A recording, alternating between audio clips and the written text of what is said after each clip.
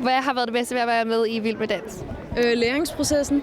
Det er jo altså en af de fedeste ting ved det her liv, som man får. Det er, at man kan lære så meget. Og jeg har fået den vildeste gave i at være med her og lære så meget. Og jeg har fået den bedste lærermester, jeg kunne få. Det har du. Kæft, hvor har du været god til at aflæse mig og lære fra dig. Og nogle gange har du trykket lidt hårdere og sådan noget. Det er så godt. Fornemt og velafbalanceret. Og det har været så dejligt at komme tidligt op.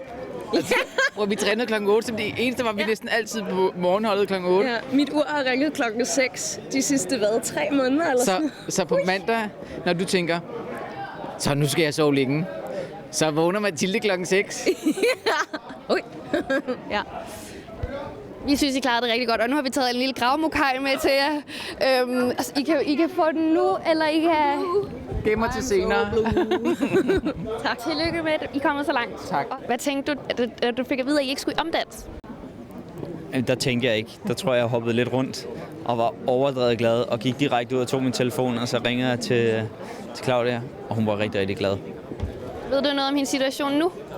Nej, jeg ved, hun har forstået sin ankel, men jeg ved ikke, hvad der ellers sker. Hvad tænker du om næste uge? Altså, tror du, at Claudia bliver klar igen til på næste fredag? Jeg ved det ikke.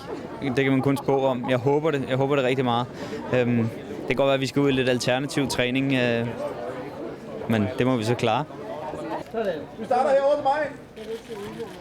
Og så er det dig nu, du fik lige i hovedet med det. Ja, så er I lige til mig. Normalt så må vi jo kun træne 15 timer om ugen, og nu har I fået fri leg. Hvor meget har I trænet i den her uge?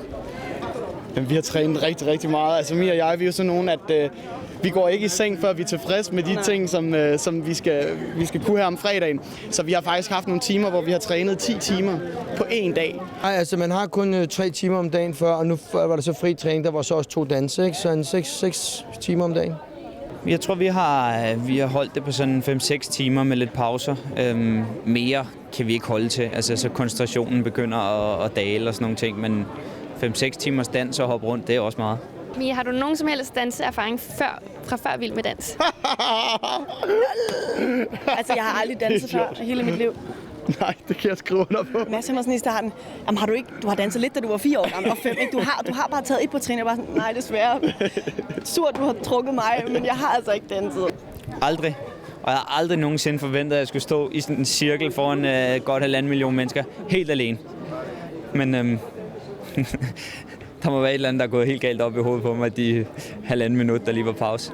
Jamen, jeg har jo danset ballet i 12 år, så der har jeg jo lidt fra det, ikke? Det er løgn. Nej, jeg har aldrig danset, men jeg vidste, at jeg kunne lære det. Mads Val.